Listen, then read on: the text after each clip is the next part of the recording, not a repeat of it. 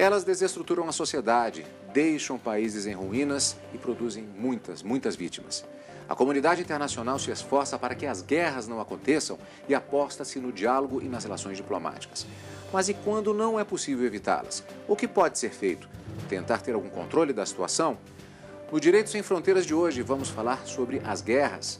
Eu recebo o professor de Direito Internacional e conselheiro federal da Ordem dos Advogados do Brasil, Dr. Rossini Correia, e o advogado da União e professor de Direito Internacional, Dr. Álvaro Castelo Branco. E para iniciar o programa de hoje, você acompanha uma reportagem sobre o nosso tema.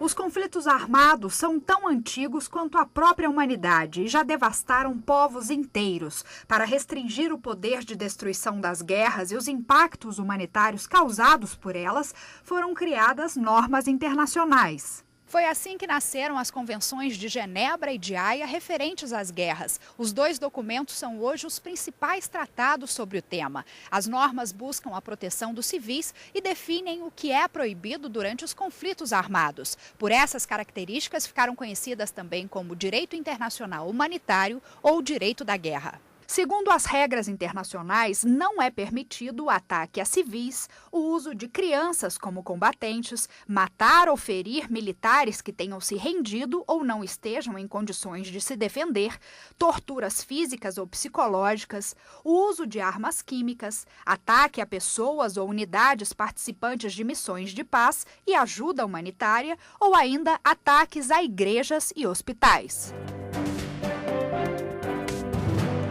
Eu gostaria de começar falando a respeito do nosso tema de hoje com uma questão, na verdade, que talvez seja um pouco filosófica, embora as guerras produzam efeitos muito concretos.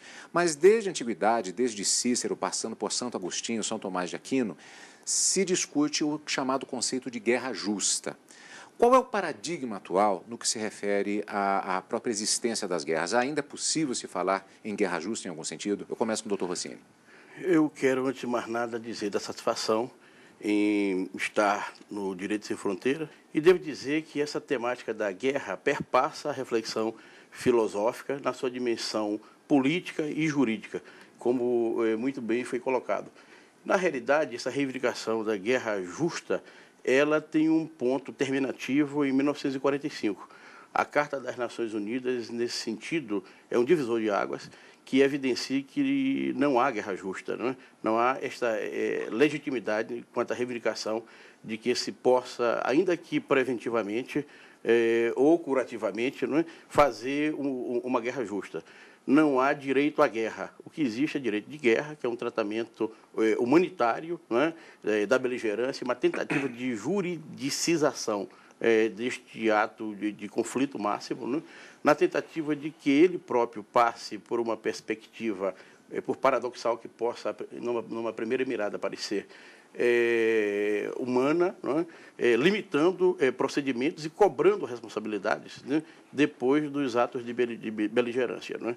Portanto, toda e qualquer pretensão de império e de hegemonia que queira se estabelecer, reivindicando para si o direito à guerra e a pretensão de guerra justa, né, é absolutamente impróprio do ponto de vista, né, do direito internacional e dos paradigmas, né, mais comprometidos com valores que são exatamente aqueles estabelecidos, né, entre 1945 e 1948, no rescaldo do segundo grande conflito, da Segunda Grande Guerra, né, o que levou à reconstrução, não é, da Organização das Nações Unidas, que de fato representa um renascimento da antiga Liga das Nações, e mais tarde a Declaração Universal de Direitos Humanos. Eu ainda pergunto ao Dr. Rossini quais são os diplomas legais que regem justamente essa tentativa, como dissemos, de se manter algum controle quando há esse estado de beligerância que tem se apresentado em vários países ao longo da história. Eu direi que todo o sistema de normas que deriva da Organização das Nações Unidas tem por perspectiva maior a legitimação de caminhos de negociação, de arbitragem, não é? De conciliação. Não é? Afinal, aqueles caminhos enumerados no artigo 33 da Carta das Nações Unidas, para que se evite ter que se chegar a esse estado máximo de conflito que é a guerra. E toda a construção do sistema de normas foi no sentido de que o organismo máximo, a ONU, não é? através dos seus instrumentos regionais, não é? E de decisões do Conselho de Segurança e da Assembleia Geral levassem à legitimação destes procedimentos de embargo, não é, à guerra. Não é?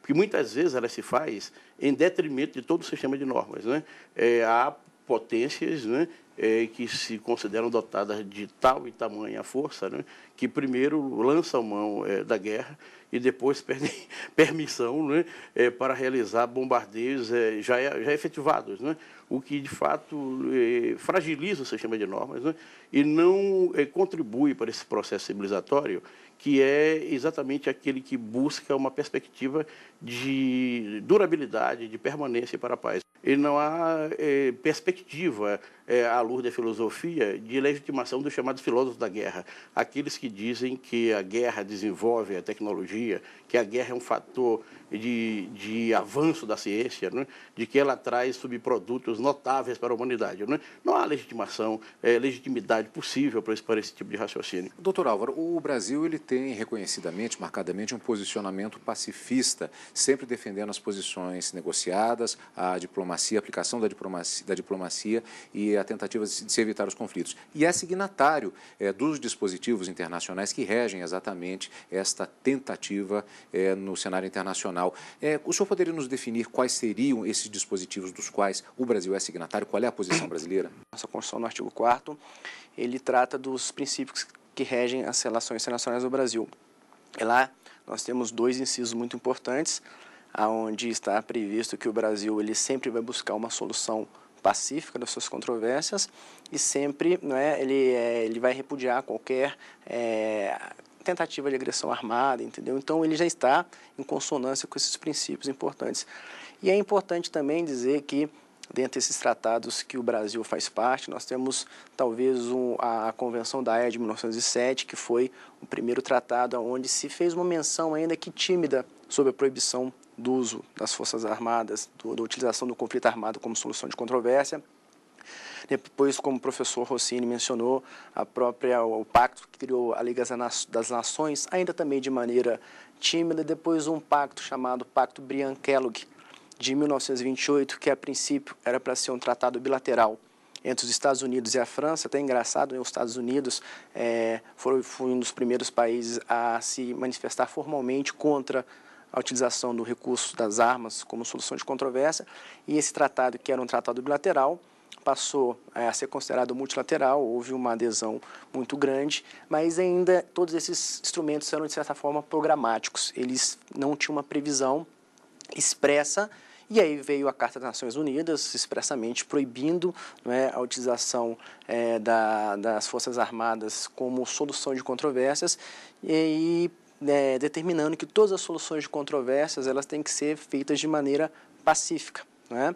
Então, dentro do sistema internacional do qual o Brasil faz parte, a gente pode dividir 3 formas de solução pacífica de controvérsias, que seriam as soluções diplomáticas, que são as mais utilizadas, onde a gente tem negociações diretas, temos conciliação, mediação, bons ofícios, temos as soluções políticas, que são feitas pelos órgãos específicos da ONU, e temos também as soluções judiciais, né, que são aí a arbitragem ou as cortes internacionais, principalmente a Corte Internacional de Justiça.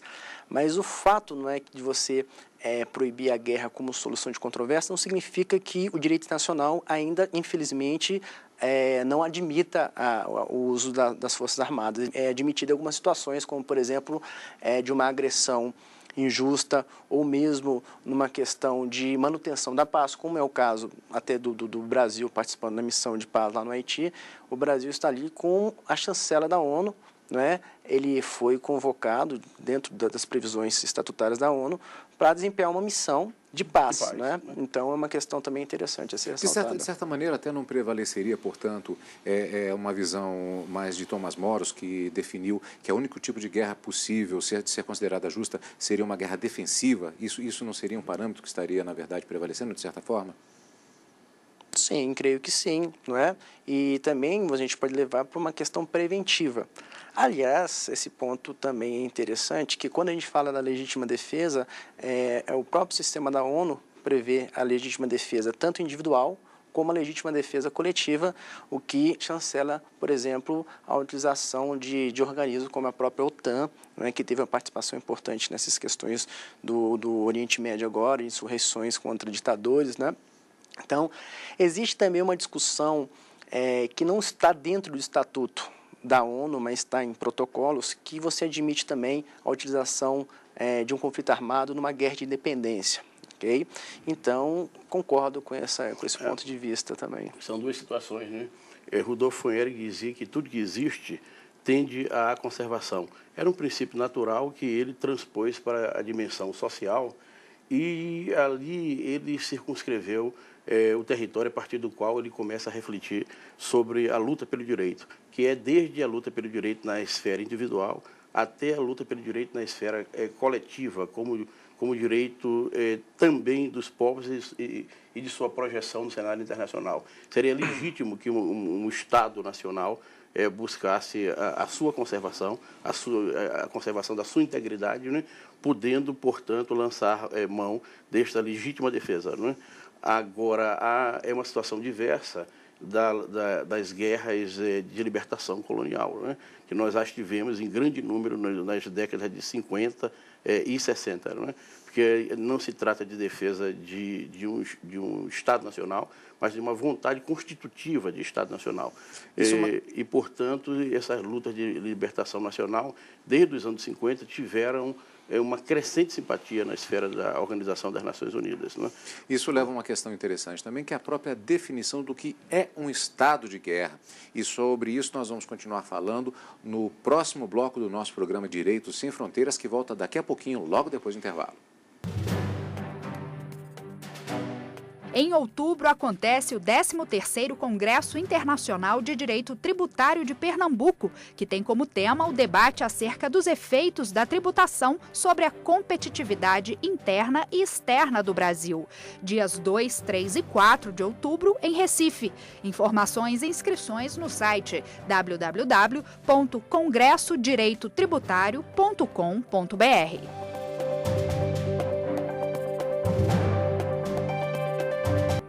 Direitos Sem Fronteiras está de volta e hoje estamos falando sobre guerras. Acho que o próprio nome já define a complexidade do tema, embora seja uma palavra tão direta, uma palavra de muito peso em toda a história da humanidade. E eu terminava o bloco anterior exatamente a respeito da própria definição de estado de guerra. Eu vou lançar mão até de um caso recente em que houve um debate a respeito da situação na Síria, em que acompanhávamos que havia uma situação em que os observadores internacionais falavam que a qualquer momento poderia estar se definindo que o país estaria de fato em um estado de guerra civil. E a pergunta que os telespectadores faziam e muitos observadores, mas espera aí, isso aí já não é uma guerra? Então, como sobrepassa essa questão dessa definição de estado de guerra, seja ela civil, seja uma guerra de libertação, seja um estado de guerra entre as nações? Os processos de conflagração que se registram no mundo, né, eles representam muitas vezes uma efervescência e uma ebulição em sociedades marcadas por uma presença de poderes concentracionários extremos, né, que levam, em certo momento, a uma vontade de descompressão. Na Primavera Árabe de agora, essa eclosão desse direito natural de resistência se evidenciou e criou aqui e ali uma instabilidade tal, uma ruptura com a normalidade, não é? Que pôde levar à caracterização desse estado de guerra. Não é? No tocante a si, o que se percebe é que um conflito endógeno da sociedade síria termina por ganhar repercussão internacional, porque há toda uma geopolítica mundial que ali está presente, não é? Alimentando correntes, não é? Vendendo o estabelecimento, não é? E essa controvérsia, afinal, se dirige a atores econômicos e políticos e militares maiores do que aqueles que estão em conflagração e em embate direto na própria Síria, não é? Essa situação de guerra civil, de estado de guerra, não é?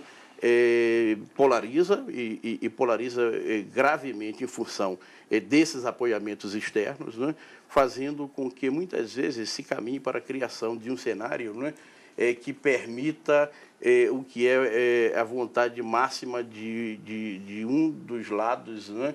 E no caso eu estou pensando na Rússia e na China como apoiadores da Síria, não é? Mas pensando nos Estados Unidos como a força de fomento da resistência ali desenvolvida, não é?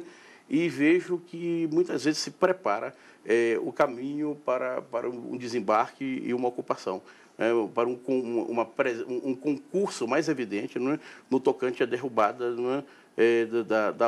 Do poder estabelecido. Uma questão justamente muito interessante, porque é isso que eu gostaria dando prosseguimento, o doutor Rossini fica à vontade para fazer observações também sobre esse tópico específico, porque a situação da Síria ela tem uma situação que lembra muito, na verdade, uma realidade que era presente de forma muito clara no período da Guerra Fria.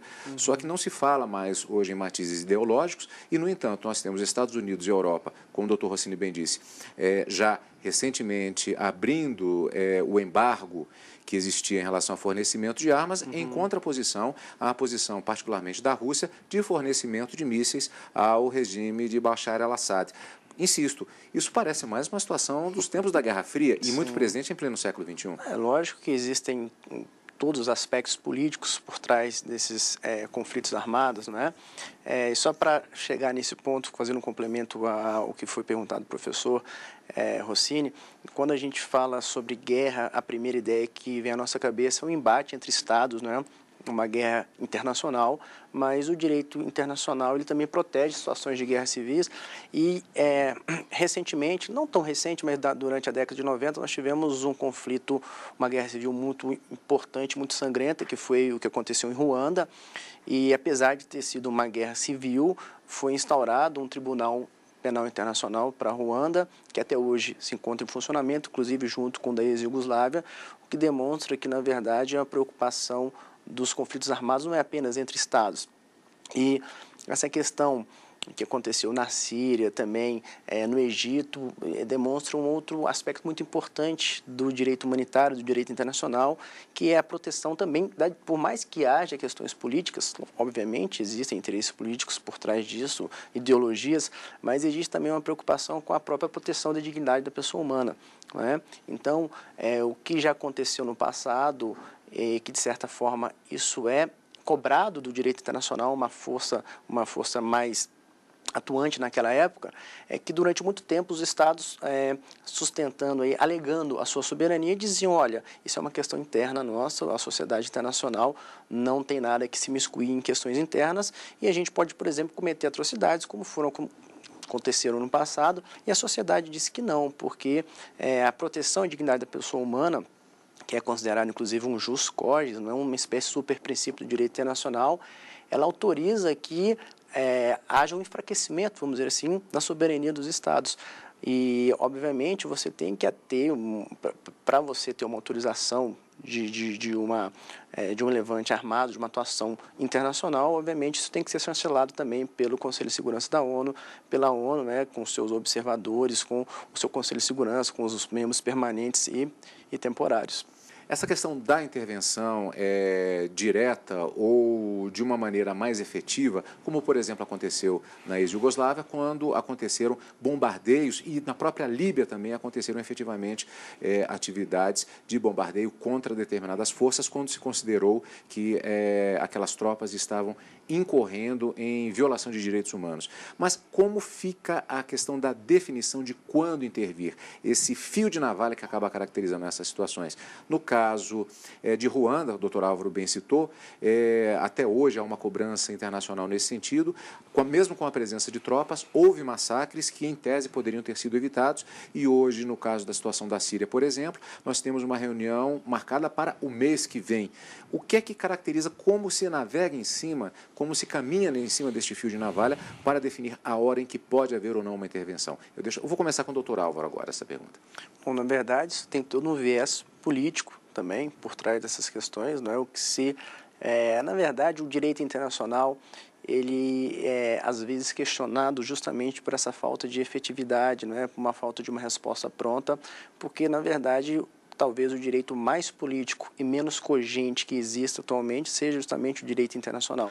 A gente não pode esquecer que existem questões econômicas por trás, não é? desses conflitos armados e até mesmo a própria Inglaterra e a França tiveram um papel importante nessa questão recente com a Líbia, de certa forma até uma disputa entre eles para quem demonstraria o maior poderio ou maior rapidez na resposta às determinações que vieram, né, dos órgãos internacionais. E de certa forma também, apesar de todas essas críticas, a gente tem que lembrar que esses fatos servem para conscientizar e, de certa forma, você buscar uma efetivação do direito internacional. A gente está falando aí de conflitos que ocorreram na ex-Iugoslávia e em Ruanda, que foram extremamente criticados por uma falta de ação.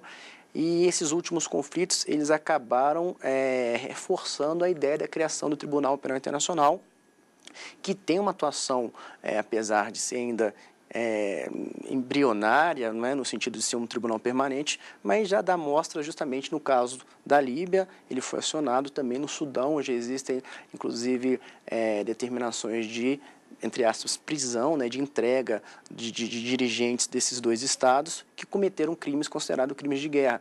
E isso só, a própria consolidação do TPI só se deu em razão do Tribunal de Nuremberg, do Tribunal de Tóquio, do Tribunal da ex-Iugoslávia, o Tribunal de Ruanda. Então, apesar dos aspectos políticos, né, existem aspectos importantes jurídicos que são realmente de conscientização, de necessidade de melhora do sistema. Há um ponto de alta sensibilidade em tudo isso, ao qual Norberto Bobbio se reporta à luz de uma intertextualidade que ele estabelece com Immanuel Kant, que é referente ao progresso moral da humanidade, não é? Falta, de fato, uma velocidade no progresso moral que seja razoavelmente similar à velocidade do progresso técnico, não é? E à luz desta carência de progresso moral é que nós podemos compreender que os chamados fatores reais de poder, econômicos, militares e políticos, né, terminam ditando o ritmo, em grande medida, no tocante ao pronunciamento dos grandes organismos, né, o que é lamentável, né, porque, de fato, que progresso moral pode ser visualizado quando há uma sensibilidade maior quanto à intervenção, onde há poça de petróleo, né? Isso evidencia que nós estamos num mundo em que as coisas continuam valendo mais do que as pessoas. Isto, por si só, revela os pontos de sensibilidade, para não dizer fragilidade, do direito internacional, que não tem instrumentos cogentes aos quais se reportou Dr. Álvaro Castelo Branco, né? Mas precisa marchar e precisa caminhar, e o tem feito, lamentavelmente, afirmando esse sistema de normas, né, à custa de um rastro de sangue, né? Porque todas as conquistas às quais ele se reportou, elas resultaram de uma manifestação ex post facto, né? Essa atitude preventiva, que poderia ter diminuído a dor e o drama em Ruanda, né, será cobrada para sempre, né? Eu direi que esses fatores reais de poder, o seu ditado militar, econômico e político, né, continuam a funcionar em grande medida como embargo, né, para que se tenha uma funcionalidade a melhor no sistema de normas, né? E isto devendo efetivamente levá-lo, né, a ter uma capacidade, né, de intervenção até preventiva, para que, na verdade, não se chegue a esses desastrosos resultados como se chegou em Ruanda, né? Na verdade, quando a gente fala de direitos fundamentais, direitos humanos, direitos humanitários, eles são conquistas históricas e, infelizmente, não é, custou muito caro para a sociedade. Se a gente pode dizer algo de bom da Segunda Guerra Mundial, por exemplo, que foi a partir da Segunda Guerra Mundial que houve uma efetivação dessa questão humanitária, da criação do direito humanitário, de uma preocupação maior com relação às próprias atrocidades que foram cometidas, né, durante a Segunda Guerra Mundial, que foi realmente um marco, um paradigma na história da humanidade. Esperemos que um dia estejamos gravando um programa sobre o qual nós falaremos apenas da manutenção da paz em um momento em que não esteja ocorrendo nenhuma guerra. E o Direito Sem Fronteiras fica por aqui. Muito obrigado por aceitarem o nosso convite. Eu conversei com o professor de Direito Internacional Rossini Correia e o advogado da União e professor de Direito Internacional Álvaro Castelo Branco. Eu agradeço também a você, amigo da TV Justiça, por ter estado conosco em mais uma edição. Ajude a nossa equipe a fazer o Direito Sem Fronteiras. Mande a sua sugestão para o e-mail direitosemfronteiras@stf.jus.br. E você pode rever este e outros programas da TV Justiça. Basta acessar o site www.tvjustiça.jus.br. Nos encontramos na próxima semana. Até lá!